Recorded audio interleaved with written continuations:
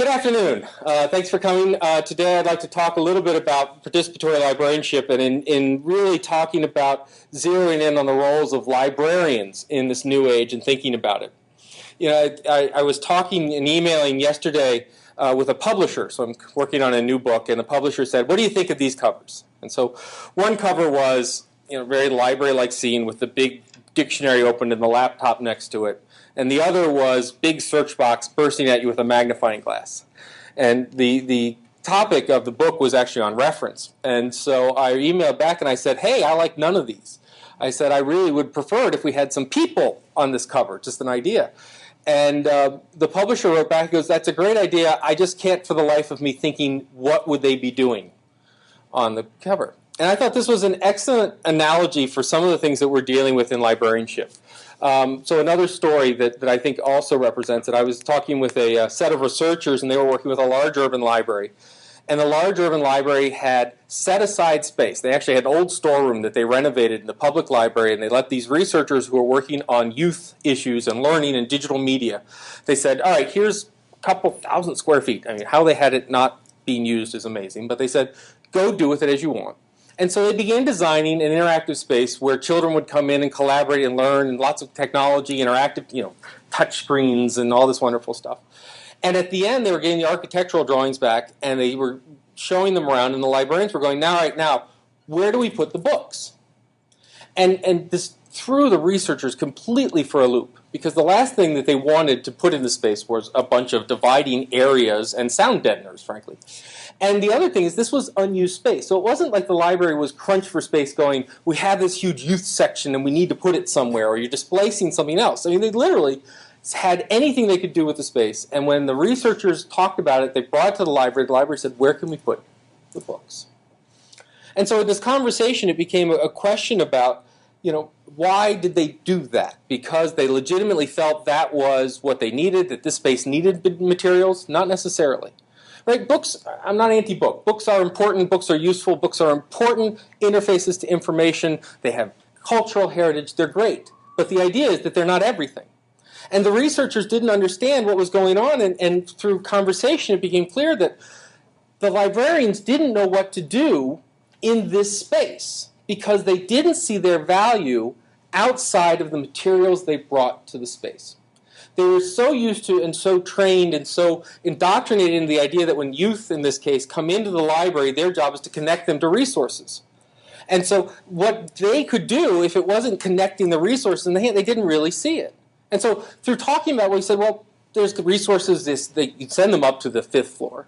You can connect them online. You can connect them to each other. You can help and facilitate the conversation. In other words, the librarian has a value in this space that has nothing to do with the tools or resources they may bring in. The value is in the librarian. Now, this was very much on my mind is when you think about it, which is as life changes, as we talk about different media, different tools, different environments, different situations, we have to cope. We have to figure out what is our value in new situations. What is our value on the internet? I don't know if you remember the great debates right after Gopher and just as the web was coming in, this notion about what's the value of libraries on the web or the internet to libraries. And so it started a lot of, reference staff can search websites and they can use that as another resource to push people to. This whole notion that the library was going to be on the web was pretty foreign. Does anyone remember the first Library of Congress? I believe it was a Gopher site. Marvel? Anyone? It was open from 8 to 5 Eastern time. Their internet presence was open 8 to 5 on Eastern, right? It's because it was a new situation, right? We had to figure out what we do, and we figure out, we find our lampposts. Well, what's really necessary in this is a worldview. What a lot of participatory librarianship, this conference, these materials, these efforts are about is finding that worldview, finding that way of navigating the globe. So this is a map I use on a regular basis, and you're probably familiar with something equivalent if you went to grade school in the States or just about anywhere else, because all of them have these delightful lines on them, and if you go out looking for them, you're not going to find them because you don't trip over the equator, right? It doesn't exist. Well, these lines are longitude and latitude, and they don't exist. They're a complete artificial creation. They're an intellectual exercise. Because what happened was early on, particularly as the European sailors and the Mediterranean sailors were taking off to do trade around the world, they could never lose sight of the land, hence the word landmark, because they had no way of determining longitude, how far east-west they were, so if they got out of sight of land, they would literally fall off the face of the earth as far as everyone else was concerned. And through figuring out use of clocks and different technologies, they were eventually able to figure out from time and the position of the sun at a given point in the day how far east and west they were. They could always use the stars to figure out north and south, but the minute they got latitude and longitude, the minute they could conceptually put these lines on the globe, that they could build charts, they opened the world up. They opened the world up so that it was no longer extraordinarily dangerous to get from this point to this point. You weren't guaranteed 1 out of 5 deaths of sailors once you left port. This worldview is, I think, what we in the library field need. And it needs to be refreshed on a regular basis. I'm certainly not the first to think about this. I mean, you want to go back a little bit in history, good old Melville had a worldview. He talked about what is the role of library in the current environment, right? So his focus, for example, was on efficiency.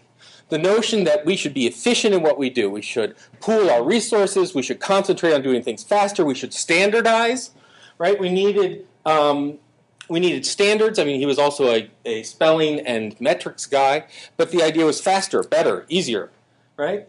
We needed an organization. And one of the things that, for all you can say about Dewey, and much can be said, one of the contributions was the American Library Association, was the notion that we needed to get together as a profession, talk, organize, work on stuff together. And one of the other things that many people don't realize is that when Dewey looked at the public library, he saw them as co-equal educational organizations with public schools. He saw them serving, in essence, the same purpose in 2 very different ways. Where schools were formal curricula and bringing through curriculum, libraries were about learning, but learning in discovery mode and much more independently.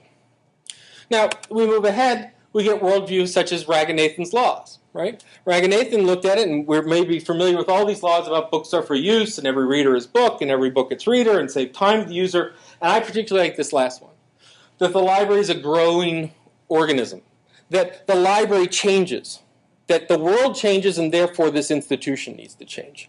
And so this really talked about open stacks. It talked about really how we treated books and materials and looked for durability over the idea of uniqueness, etc. And if we want to jump well ahead, and we're in Syracuse, so it's appropriate to mention someone like Bob Taylor. We just had a memorial service for Bob on Friday. He passed away New Year's Day. And Bob Taylor has a sort of special place in the hearts of Syracusans at the iSchool because he was the dean that changed the name. But Bob Taylor was the director at Lehigh University and had a lot of impact all over. And one of the things that, I mean, the best article ever written I'm in our field, hands down to me, is Question Negotiation in 1968. In 1968, Bob Taylor looked at the idea of reference and what we do in reference, and he came to this conclusion. He said, this paper is not concerned with the usual library automation. Routine automation, merely an extension of the control and warehousing functions of the libraries. The work here is an effort to understand better the communications functions of the libraries because that is what libraries are all about. In 1968, the library is not about the stuff, it's not about the material, it's about communications, about interaction. You know, he later looked at this idea of the value-added model and how information systems need to be worked for users. That when we design a system, we have to start with who's using it. Because no matter how elegantly you create the system, no matter how beautiful your interface, no matter how complete your collection, if the user doesn't need it or understand it, it's useless. And he really is the father of the iSchool movement in that he's the one who changed the name of the School of Library Science at Syracuse to Information Studies. Now, what's interesting about this, and some people have never forgiven him for that, but what's interesting about that is he really, I look at this and I see an implicit social compact. What Bob Taylor said was if we look at libraries, not as an organization and as an institution, but as part of a larger player in this information ecology that we're in, if we look beyond the physical, if we look beyond the institutional, and if we look at what we really do, we can improve library science. We can improve library science education, we can improve how we serve our users, we can improve what we do and how we do it. And I would argue that in many ways, a couple of decades later, 30 years later, he's been proven right. I mean, back to that idea of the Library of Congress Gopher sites open from 8 to 5 every day. right? This notion of, wait a minute, that's an institutional thought. This is not how we work. And we can expand and we can change and we can look in different ways. The idea that there are now more library science students in library science programs now than in 1974. This idea that somehow we're a shrinking profession is not true. Right? And so what we need to think about as we move ahead is, I believe it's time to develop a new compact, a new social arrangement between societies that we serve and the librarians that serve them. A social compact that builds on the past, that is expansive, that looks beyond simply what we do now and how we do it now. That is about knowledge and learning, not about warehousing and materials. That is responsive to change. The world is not going to stop or slow down anytime soon. And that looks beyond any single institution. It also needs to make sense of the present. We need to realize that we live increasingly in a network, digital, information-rich world. Now, we can have lots of conversation about haves and have-nots and digital divides, and certainly there are very legitimate areas for that. But if you have a bank account, even if you're writing paper checks, you live in a digital world. If you drove in today and you stopped at a stoplight was being controlled by a computer and increasingly by traffic management systems, you're living in a digital world. We need to understand the impact that even if we don't see the ones and zeros flying over the screen, they're still having an impact on our users and how they behave and how we work. But ultimately, we need a new compact that guides the future. We need a social understanding. We need an understanding amongst ourselves and an agreement with the people we serve that what we do and how we do it is beyond 2.0, 3.0, 4.0, 5.0. Just the .os, just doesn't matter. Right? What we need is not, let's jump on the latest bandwagon, and wikis are the new mission of the library. That's not how this works, right? We need to think about what is it that we're doing that when the technology changes, we're still doing it. It still makes sense. We need to move well beyond the L versus I debate and realize that neither of those are sufficient. We're really in knowledge and learning, so it's a sort of K and L debate, but a different L. Right? I still run into people that have I don't believe in information science, as if somehow it doesn't exist. Right? Or, it's not what I do, and I'm not this, and I'm that. And I say, this is the wrong comparison. Right? The whole library versus information world. Well, on one hand, we have libraries, and on the other hand, we have informationatoriums. Right? They're not the same thing. So we need to stop having that debate. And we need to move well beyond the digital versus physical debate. There hasn't been a book produced in the last 10 years in this country of any sufficient printing above 1,000 that wasn't a digital document before they turned it into paper. Right? This is not the reality of what we're looking at. Paul Sappho, Futures, had a great, he says, we live in an ever-expanding digital sphere within an ever-thinning paper crust, which is, it doesn't matter what resource we use as long as it's the right resource. So, what I'm going to argue for is that we need to develop a new social compact, that we need to have a discussion amongst ourselves, amongst our patrons, and we need to think about what is our value, what do we do, and how do we do it. Now, we can't just sort of claim it and splat it up there and say we're done. We know that this is a negotiation. It's a negotiation amongst ourselves, amongst scholars, the people who fund us, government, our members, our patrons, however you want to talk about our accrediting agencies. We know that we need to have an ongoing conversation about what is our value. And we also need to realize that whatever agreement we come up with over time will change, will morph. And so, in fact, this is an old medieval law text, and I love this text, because if you look at it, this is the actual legal document being discussed. And all of this is gloss. I mean, it's all annotations, right? It's back to the original commenting in wikis. It's I don't like the red. No, what are you talking about? Let's use 10-point font. Eventually what happens is we build this crust around the agreement. If we come up with an agreement, and we sit and think about that agreement, eventually what happens is we begin to say, well, but what if, and what if, and what if, and let's standardize this, and let's policy, and let's procedure this, and by the time we're done, suddenly we have this much of a problem and this much of an effort to solve the problem. And I could argue that really we're getting pretty close to this as a field. That, how are we going to solve our circulation problems? Well, let's go to NISO and do a standard on it, right? What if someone walks in and they sneeze on Tuesday? I got to have a policy for that, right? We got to stop that, right? Oh no, Google has changed their homepage. Quick, form a committee. Stop it, right? This idea that as we come to the agreements, it's natural to seek stability, and order. The problem becomes when we seek to do it at the expense of what we're doing. Right? The idea that somehow you're not allowed to be in this place unless you're 18 years old or accompanied by someone who's 18 years old.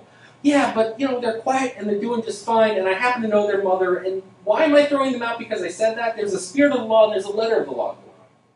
So what is it that we're doing? I talked to someone who joined an academic library from a government library and was looking forward to how refreshingly non-bureaucratic it would be. And she says, it's okay, it's a flat organization. We believe in team-based management, which turns out meant 12 committee meetings a day as opposed to only 11. So, we got to be careful that what are we doing this for?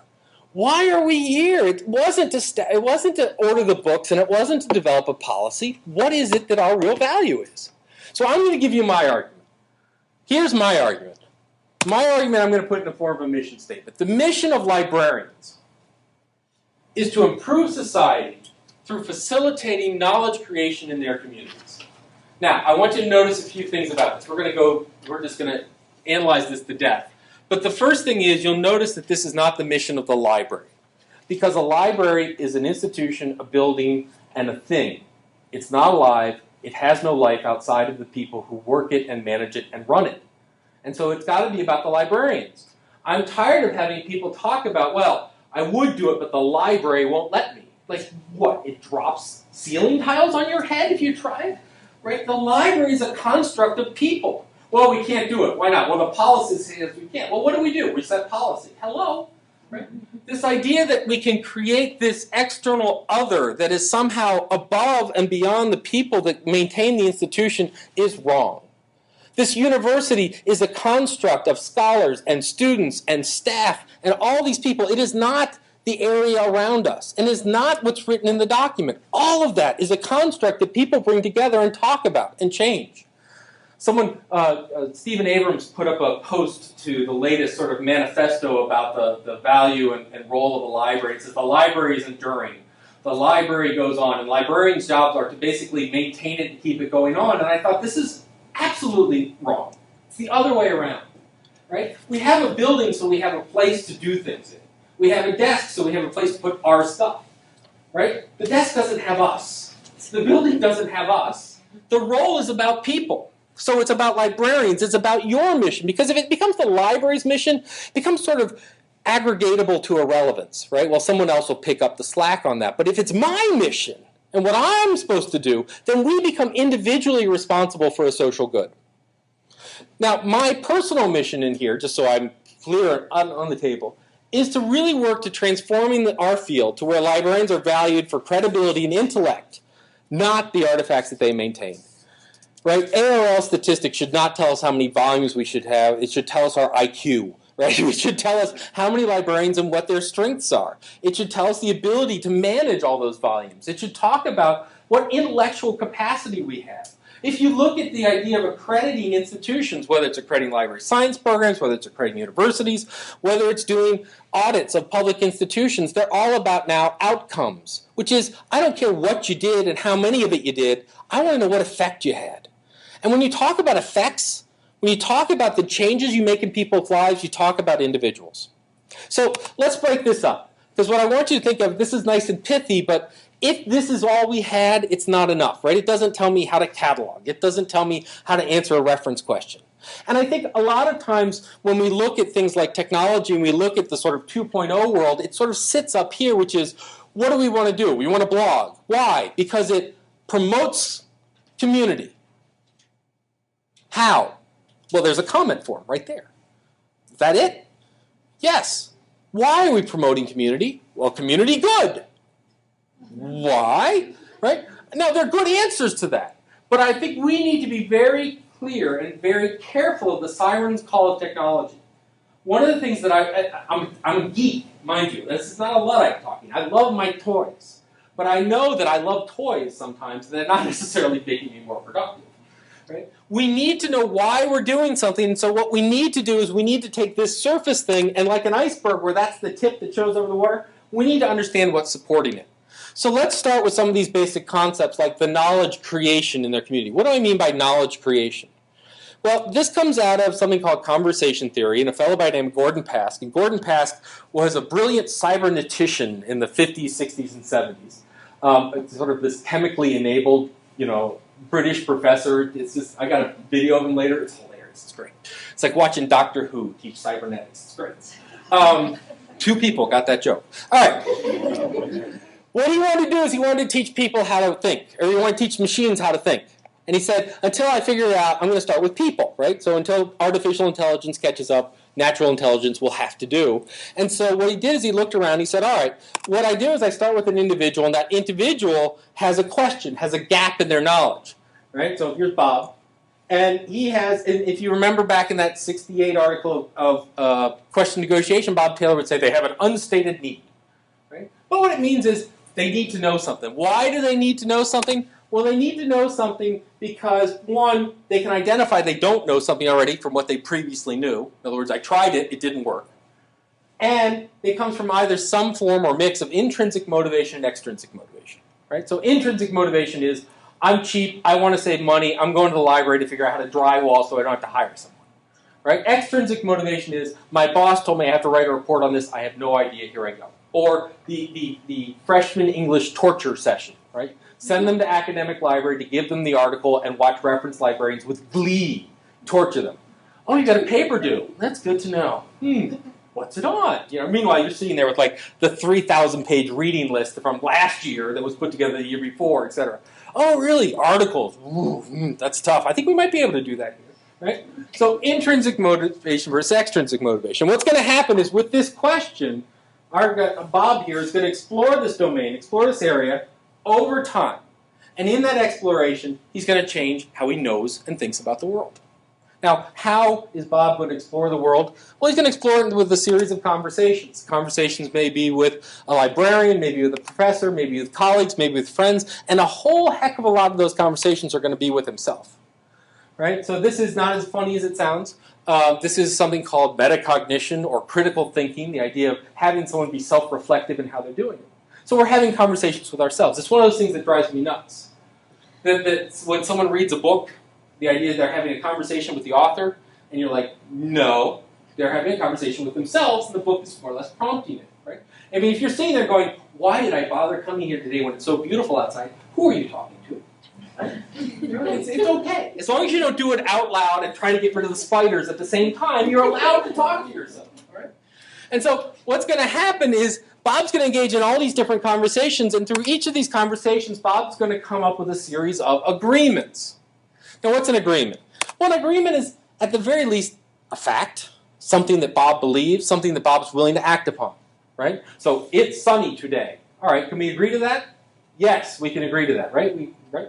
Dave's loud, whatever it is, right? These are the agreements we come to. Now, these agreements can be scaled to each other and sit in relation to each other, right? So we can eventually come up with things like taxes bad and Democrats this and all that other kind of stuff. So the agreements aren't just necessarily minuscule. They can be pretty big. The agreements themselves may have some relationship to an artifact, where I read it, where I did it, where I tried it, and possibly the conversant, the person I was talking to when I came to this agreement. But we know from lots and lots of study called source amnesia that eventually people will completely forget where that came from. That you'll know something and have no idea how you know it, or be able to justify it. Or you'll know exactly where it is, and then you go to that resource and find it's not there. Right? So through these agreements, we've changed how sort of Bob knows about things. Now I want you to notice a couple things about this. First of all, there's a relationship. We don't know things separately from reality. We know them in relation to other things we know. So the stupid example I always use is the word formula. All right? So if you hear the word formula, think about what it means. All right, show of hands. How many people thought chemical combination? Couple? Mathematical combination. Things you give to baby to keep it from starving to death. All right? One more. This is a real litmus test. Light. Light. How many people thought not heavy? How many people thought illumination? How many people thought set a fire? All right, no arsonists in the crowd. Right? Now, why does that work? Because all of those connections are legitimate. They make sense. because you have them, but you have a lot of relationships. Now, if I were to use a term like OMG, how many people thought Omni-Media Group? Right? How many people thought, omnivorous man gourd? Right? How many people thought, oh my God? Right? Because you have pretty much one relationship, and it's a strong relationship. Light, use that in all those different contexts. Right? But it's an interesting study. It's how humor, in many ways, works. Which is your brain, you're set up with this sort of system, waiting for the next thing. You're anticipating the next thing, and something new happens that you didn't anticipate. Right? So, knock, knock. Interrupting cow. Moo! Right? Now, the idea is you sit there and go, oh, cow, I get it. Cow, moo, interrupting ant. Right? Now, the joke is that, and my 5-year-old son tells a joke, it's not funny because he doesn't understand that, right? Knock, knock, who's there? Chicken who? Chicken, blue day, hi. You don't, there's no relationship to work on, right? So we have these things in relationship, but what's really also interesting is this agreement is now unique to this individual. And it's unique within this context. And what that means is when you bring in something like an artifact or a resource, so here's the Gutenberg Bible, the meaning is not there. So some people are going to look at this resource and they're going to talk about this as the origin of printing. Whenever they hear about or see or deal with the Gutenberg Bible, they think, this is about origin of printing, movable type. Some people are going to sit there and say, oh no, this is an artifact to be preserved. This is something that's a precious book. It's worth a lot of money. And some people are going to look at this as the Word of God. This is religious truth. Now, by the way, some people are going to see all of those. Right? Some of them in different contexts. But the point is that none of these are there. And this, arguably, is where we as a field exist. Not here, but in helping people make sense and navigate those multiple meanings. Because the user defines the context, not the object, and not you. So that means that when we look at how we do things, when we look at knowledge, when we look at how we build knowledge in our communities, we've got to be here first and foremost. This person makes the decision. Right? In reference, we talk about the overeager reference librarian. They're the ones that chase the patron out of the room. Right? So, you have a question about this. Yes, I do. Okay, well, here's this resource, and this resource. Thanks. And this resource, and this resource. No, we're not. And this resource. Okay, I got to go. And this resource. And they're following you around. I mean, I have a great friend who, pings me on Facebook if I don't get back with enough responses. I mean, it's like stalking. It's great. Right? Now, what we care about is this kind of sense-making, this kind of making sense of the world is going to happen in digital context, physical context, and a mix of them. Hybrid context. I have to go to the library to use this database kind of stuff. And we care specifically about what happens in a library because we know this happens everywhere. We know it happens in schools. We know it happens in daily life. We know it happens in a whole network of places where people are learning.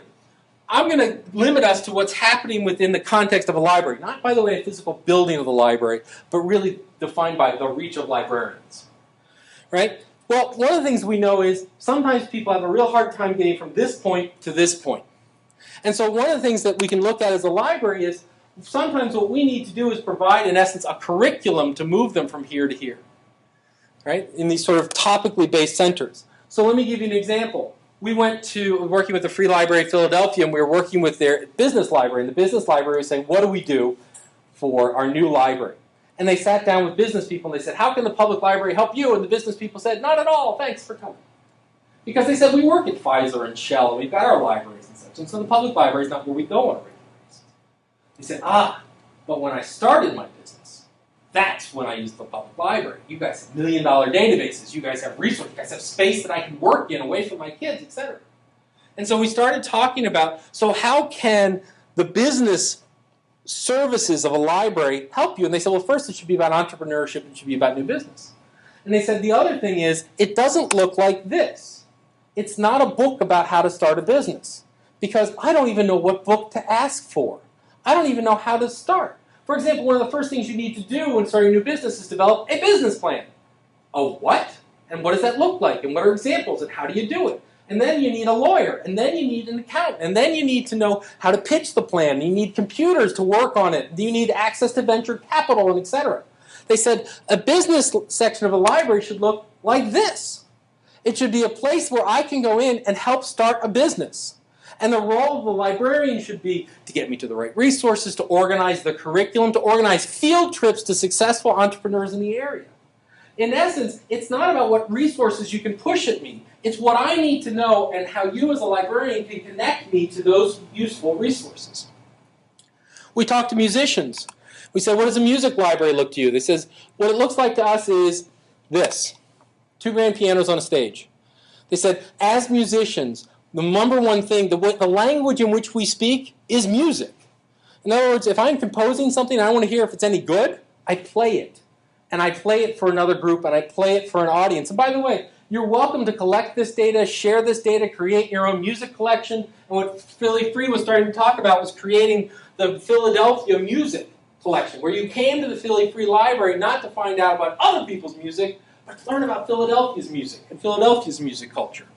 One of these, just as a side note, one of the things that I find really problematic is when you look at academic libraries. For a long time, an academic library has been sort of an adjunct to the main institution. It's where people went when they didn't have their own resources. I need this book. I don't have it. I'll go to the library. They'll get it. And over time, what that becomes is a collection of other people's resources and not the institution's resources. Yes, we have our dissertation collection. And now with institutional repositories, capturing and archives, we're really talking about the library being a place to learn about the institution itself. My mother, I love my mother, retired 3rd grade teacher, lives in a small village in Ohio, in Glendale, Ohio, and got together with a bunch of other people and said, we need a library. And so they had an old building, and they opened it up, and they said, we're a library, great. And they did a big call for books, because that's what a library is, right? And what did they get? A ton of Danielle Steele. You know? and National Geographics, because they're valuable, right? And they realized that they had a really sort of second-rate collection. They're like, well, what do we do with this? Because we don't have a budget, we can't get books, so we can't have a library. And I said, well, wait a minute.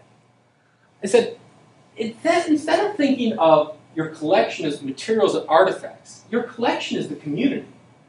The community is the collection that you weed and maintain and build and organize and understand. And that community is having deep and personal conversations. They're having conversations about generational issues.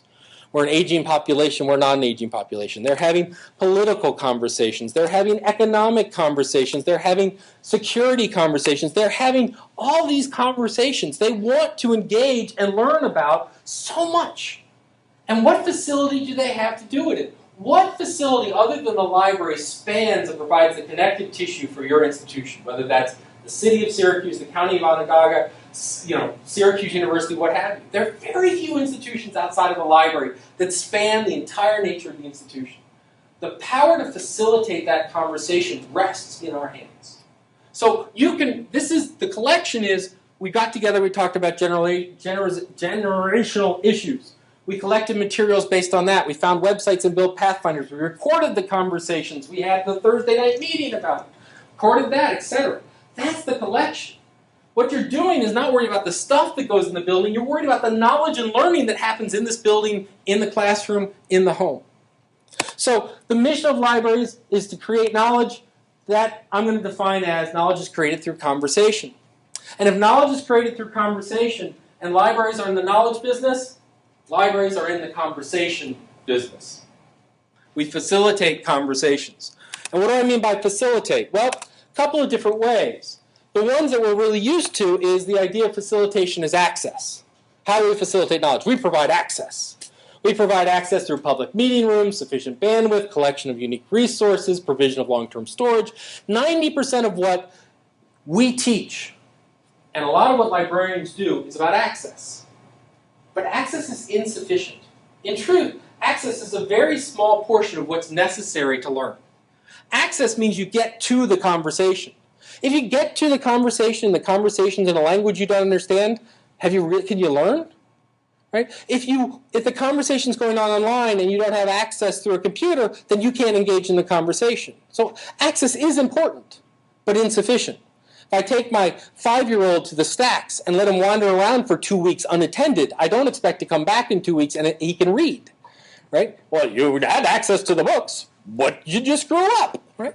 Access is insufficient. We also need knowledge, the ability to access and understand what we have once we get to that conversation. We provide training and education. mentoring, standing dissemination of information, pathfinder, synthesis. Once again, this isn't something that libraries don't do. I want to be real clear. It's just what focus do we have and what emphasis do we have. So not only do we need access to the conversation, we need to know what's happening in the conversation. So standard committee joke here. How many people have been in the committee that's been in existence since 1932? Right? And you're the new person.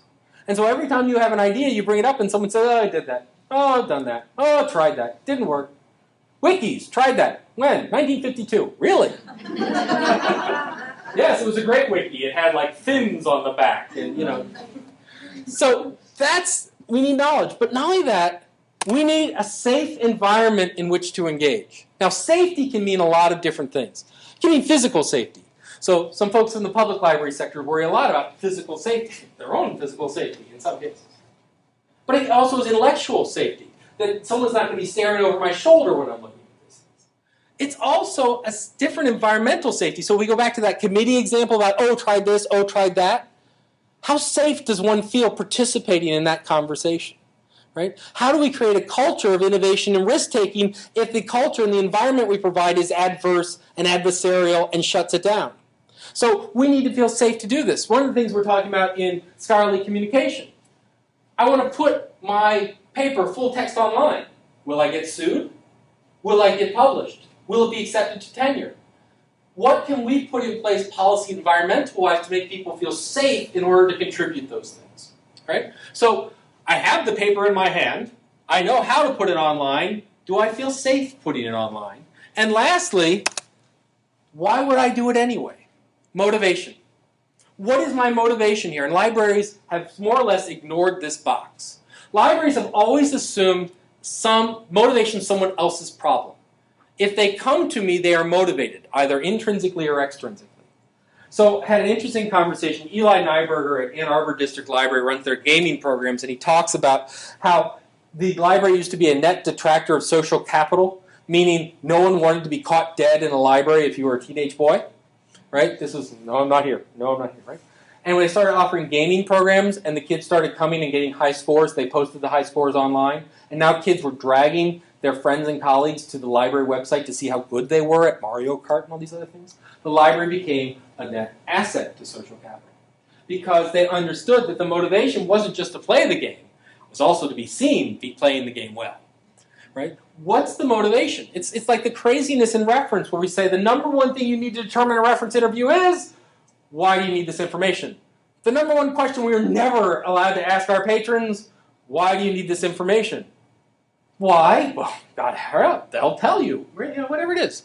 This is kind of nuts. So if we look at now the idea of facilitation, if we're getting this idea of creating knowledge through conversation, we're facilitating those by providing access, knowledge, environment, and motivation.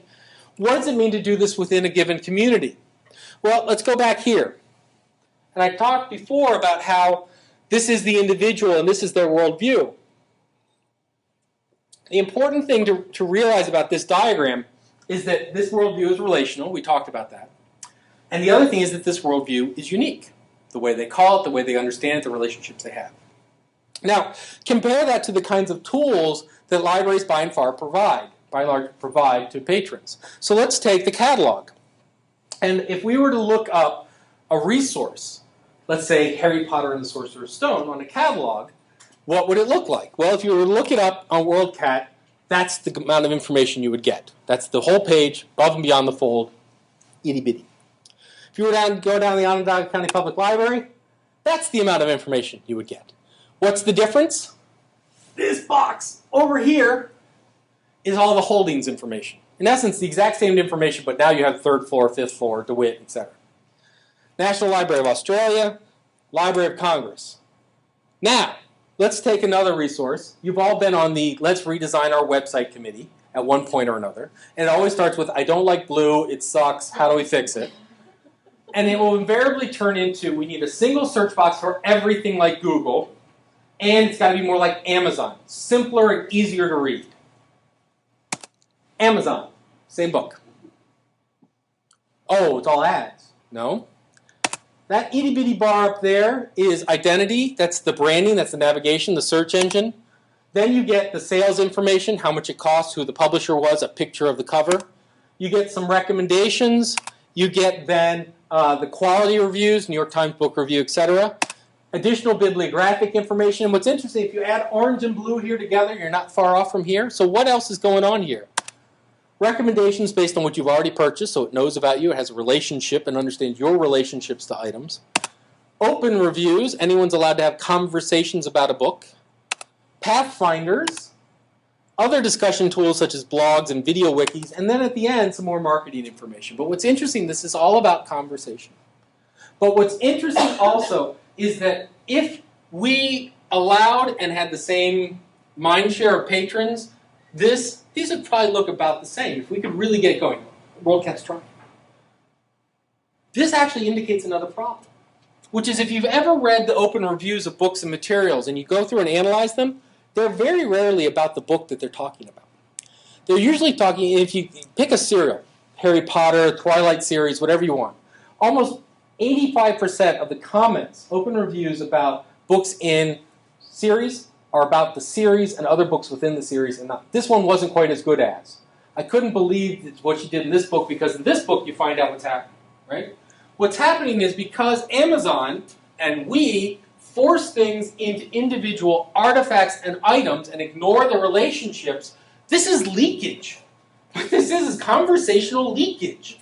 People want to talk about stuff, and this is the only place they can do it. When the web first came out, how many questions did webmasters get? Because anywhere they had is there a problem with the page, contact the webmaster. They found an email address, they email you anything. You get reference questions, you get all this kinds of stuff. We leaked all over the place. The problem is that our tools are built around items and artifacts and things, not around relationships.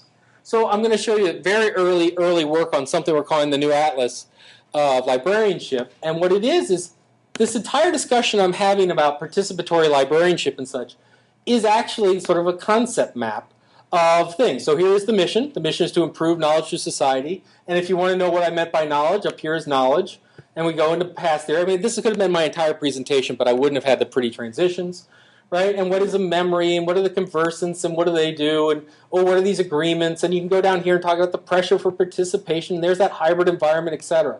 The point is that they fit and relate, and once you begin breaking it down, so you want to know more about past conversation theory, you click there and you get, well, here's past conversation theory, here's some documents about past conversation theory, here's some multimedia, so I promised you before.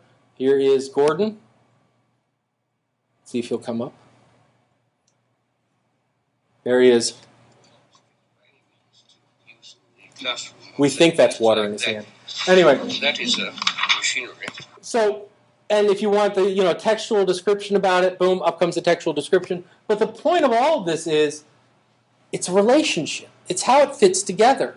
And by giving people a view, this is my view of librarianship, right? You can see it all. You can see it go down to the theory and where it fits, right? It's not, oh, here's a technology, here's a something, here's a book or a big reading list.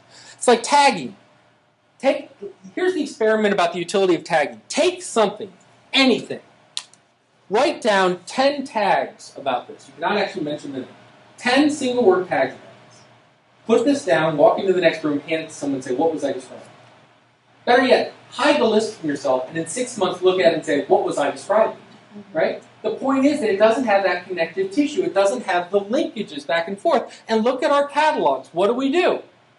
Here's a thing, here's a thing. No, that's okay. We do it all to Library of Congress classification. Or, we do it to do it.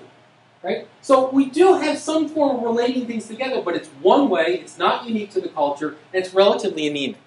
And so by not being able to represent all the different ways that an individual wants, we ultimately don't serve their need of how they understand the world.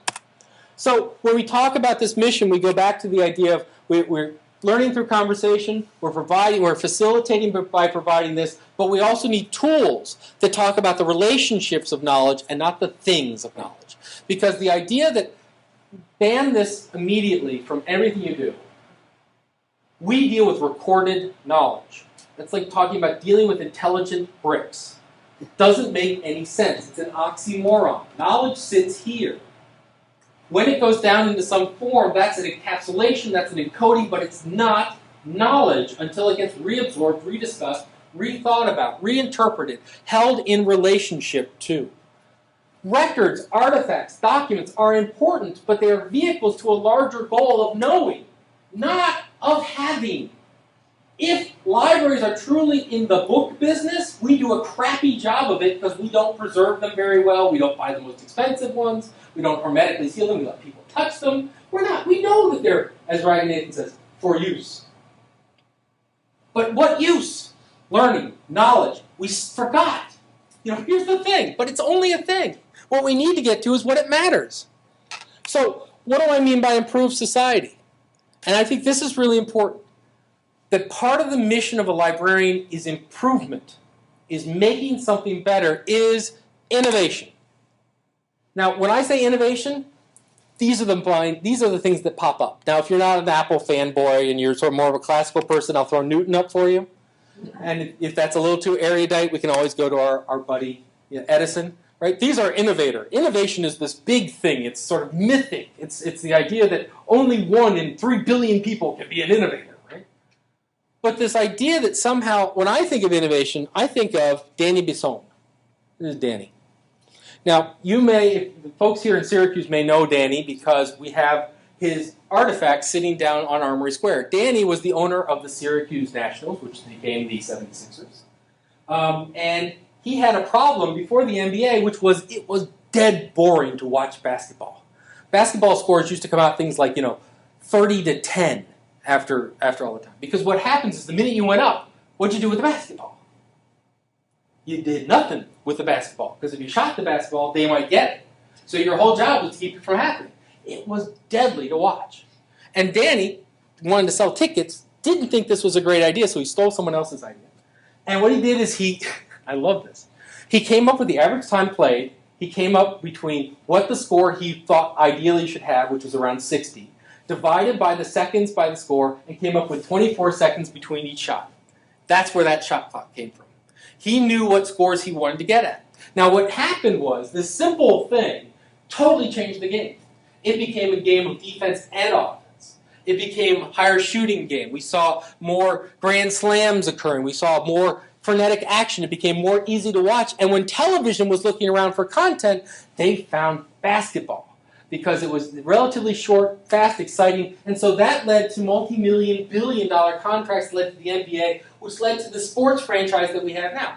This guy, wanting a faster game, innovating by dividing to 24 seconds, created a multi-billion-dollar industry, but that's not what he set out to do. This idea that innovation somehow has to be the thing that changes and shakes the earth, we've got to get rid of it. Innovation can be changing your daily activity, your world, whether it's sitting on a reference desk, cataloging, organizing, that's what you need to innovate. Now, who knows where that might take you? But the point is, that's your job. If a librarian's job is to facilitate knowledge creation, they must be knowledge creators themselves. We must facilitate our own activities in doing this. And we must understand that learning is change. If we're in the job of learning, we're in the job of positive change, right? When we train librarians, I see some students out here. We do you a great disservice if we create highly skilled automatons who go out and implement policy. Our job is to create people who scare the hell out of the other people in the room when they come in and say, I want to change the world. You should. And you should have specific mechanisms to do it because you're in the... Who said librarianship was done? Oh, I read the Rubin textbook. There's a textbook. It's done. No. The only thing that's done is dead. Right? Scriptoriums. We can write that textbook. We can be pretty sure there's not going to be a second revision. Librarianship, we pretty much hope there's a daily revision. Right? We must change from core principles, not just change for change's sake, but we must also apply this to ourselves. How can conservative, risk-averse, passive institutions produce revolutionary, positive change in society? How can a conservative, passive library science program produce amazing change agent library science students? How can a public, conservative library produce radical change and positive change in their municipality? How can an academic library that is conservative and slow-moving produce radical change within the academy, within the government? If we want to make the world better, we must make ourselves better.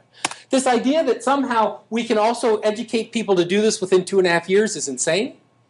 That the idea that one degree can do everything, we need to talk about expanding that. We need to talk about bachelor's programs, executive PhD programs, and cohesive, contiguous, at-disposal education throughout the whole program. So we do innovation. Now, what do I mean by improve society? Well, ultimately, we started by talking about a compact. The idea of what is the compact that we must make with society. That I believe that the new compact is if we focus on learning, conversation, and seeing knowledge as a dynamic process instead of artifacts, instead of things, instead of what we can put in a room. What do you call a room full of books? A closet.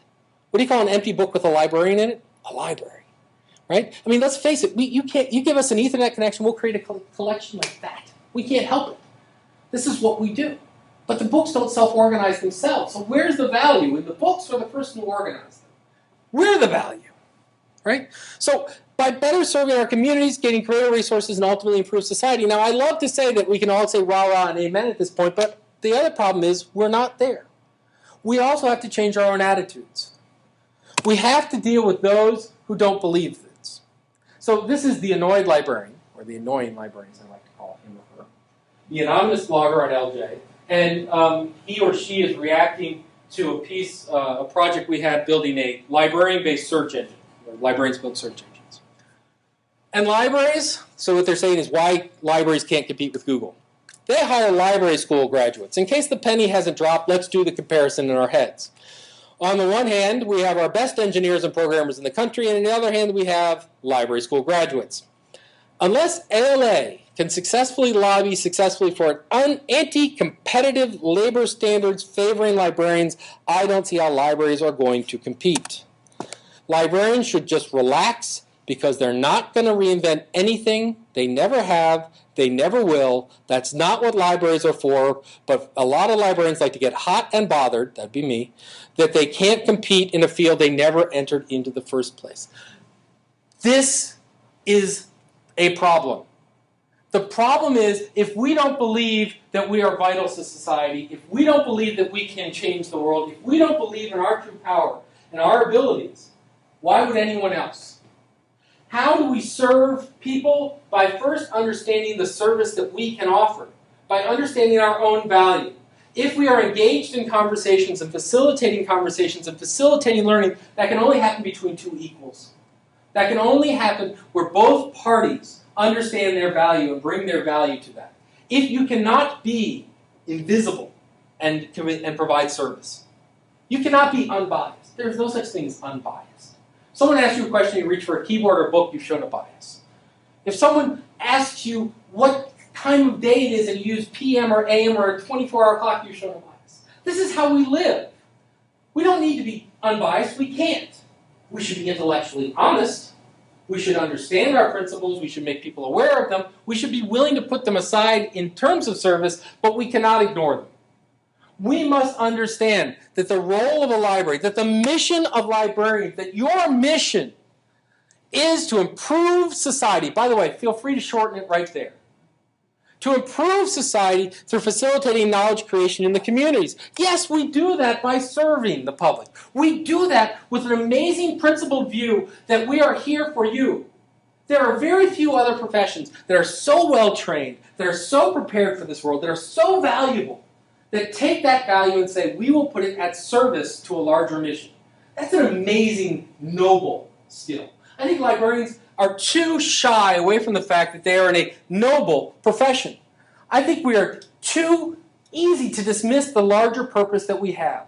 I think that we talk about our vital nature in democracy. Oh God, that's so high. If we don't do it, who does? If we don't serve the people by having their best interests and sitting at those tables and being able to talk intelligently, who will? If we don't look across the spans of our communities and understand the value that we bring, who will? If we don't entrust and ensure the scholarly communication, the public discourse, the economic well-being of our country, who will? Google, when they go to do things, they want to partner with libraries, not because we just have the stuff, but because they get our great brand. We need to take that great brand. The annoyed librarian, You know who does think that librarians can change the world? The people I talk with, CIOs, venture capitalists, business and industry, they are desperate for the skills that we have, and they call us by name. It's not like, if only someone could deal with information organization and had a principled way to do it. They say, we need librarians. They need to hire us and pay us, but they need librarians. So we do it through service, but we also do it through innovation. The library is not the last stop of a thought. The library is not the cemetery of knowledge. Oh, it's distilled, it's synthesized, put it on a shelf. The library is the place it happens. Before Dewey pushed us all into cataloging and organization, the head of libraries were scholars, historians and areas. Libraries are areas of production of information. Libraries are places where people learn and do, and librarians learn and do together. The library is a place to make people's life better, to help improve their decision. It's a mission that we're on. And ultimately, that means that we must lead. Librarians must lead. We cannot sit and wait to be called. We can no longer sit passively on the sideline and assume people will call us when they need us. They need us now, and they need us desperately. And what we need to do is be proactive in that. We need to be in-your-face librarians. But we need to be there at the table to show our value and to pat ourselves on the back sometimes. But the only way other people are going to pat us on the back is if we're there and we help them. If we on a regular basis find the problems people need to solve and solve them. And not try and wait and figure out the policy for it, we do it now. So, ladies and gentlemen, let me simply conclude my keynote by inviting you to join the conversation, to join the mission, to really look across the world and say, how can I make it better? Because every day we must spend our time thinking about how can I improve the world? How can I improve the world? That's what we're looking to do. We're not looking at how to catalog the world. We're not looking at how to shelve the catalog. We're looking at how to make it better. And by God, that's a mission that I think is worth having. Thank you all very much.